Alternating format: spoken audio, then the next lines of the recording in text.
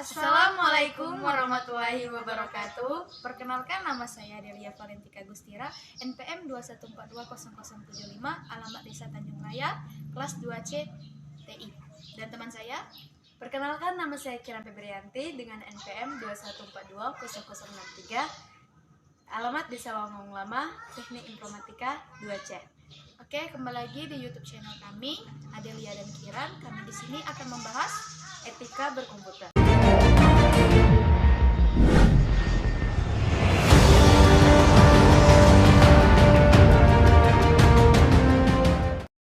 Etika berkomputer. Etika dalam Kamus Besar Bahasa Indonesia, terbitan Departemen Pendidikan dan Kebudayaan 1998, mengartikan pengertian etika dalam 3 hal. 1. Ilmu tentang apa yang baik dan buruk, tentang status hak dan kewajiban moral. 2. Kumpulan asas atau nilai yang berkenaan dengan al-haq. 3. Nilai mengenai benar dan salah yang dianut oleh masyarakat.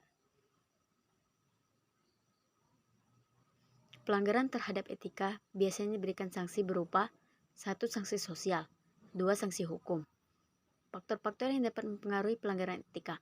1. Kebutuhan individu. 2. Korupsi. 3. Tidak ada pedoman. 4. Perilaku dan kebiasaan individu. 5. Lingkungan yang tidak etis. 6. Perilaku orang yang ditiru. Etika berkomputer. Etika komputer adalah ilmu tentang bagaimana perilaku terhadap pengguna komputer seiring dengan perkembangan komputer dan penggunanya. Etika komputer mulai muncul tahun 1940-an dan terus dipelajari hingga sekarang sampai saat ini. Etika komputer sudah mulai dimasukkan dalam mata pelajaran wajib di hampir semua perguruan tinggi yang memiliki jurusan komputer. Masalah yang mulai muncul adalah bagaimana teknologi komputer harus digunakan. Isu-isu penting dalam etika komputer adalah 1. Kejahatan komputer merupakan kejahatan yang timbul akibat penggunaan komputer secara ilegal. Andi Hamzah 1998. Misalnya penyebaran virus, email spam, coding, dan lain-lain. 2. Cyber etis atau etika internet. Internet hadir untuk menjembatani seluruh komputer di seluruh dunia hingga tidak ada lagi batas sejarah. Komunikasi antar user menjadi sangat lancar dan membuka peluang bagi banyak hal, misalnya edukasi dan lain-lain. Misalnya, masalahnya yang muncul adalah user berasal dari berbagai belahan dunia dengan budaya yang berbeda. Perbedaan ini dapat menimbulkan perpecahan. Oleh karena itu, dibuat aturan dan prinsip yang disebut Netiquette atau Netiquette berdasarkan IETF atau The Internet Architects Approach. 3. E-commerce. Atau Electronic Commerce merupakan model perdagangan secara elektronik yang biasanya dilakukan via internet. Ini memberi banyak kemudahan, misalnya konsumen tidak perlu jauh-jauh lagi pergi melihat barang atau pada produsen yang dapat memasarkan barangnya tanpa harus bertemu dengan konsumen. Akan tetapi, kemudian muncul masalah seperti perhitungan pajak, perlindungan konsumen, pemalsuan tanda tangan digital, dan sebagainya. Indonesia sempat bermasalah dengan hal ini sampai di Brexit oleh salah satu situs e-commerce Amerika karena dianggap user Indonesia banyak melakukan tindakan ilegal.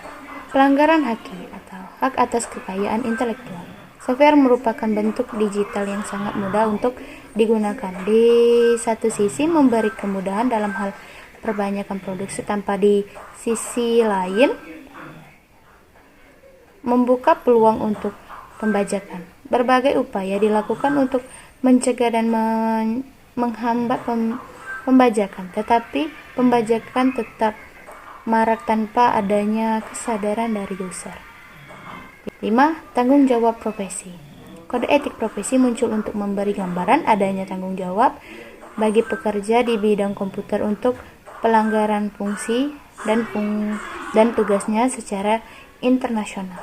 Di Indonesia telah dilakukan IPKIN, Ikatan Profesi Komputer dan Informatika, sejak tahun 1974 yang merupakan organisasi profesi di bidang komputer.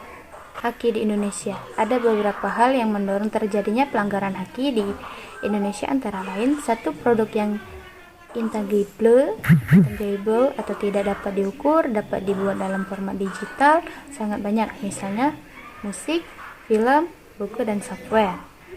2. Penggandaan dari bentuk digital tidak berubah kualitas.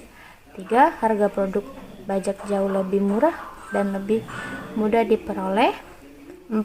Kurangnya penegakan hukum dan kesadaran di bidang ini. Di Indonesia, telah dilakukan beberapa tindak untuk melindungi haki dan mengatasi masalah pembajakan antara lain. 1. Terbitnya Undang-Undang tentang Haki, yaitu Undang-Undang Nomor 6 Tahun 1982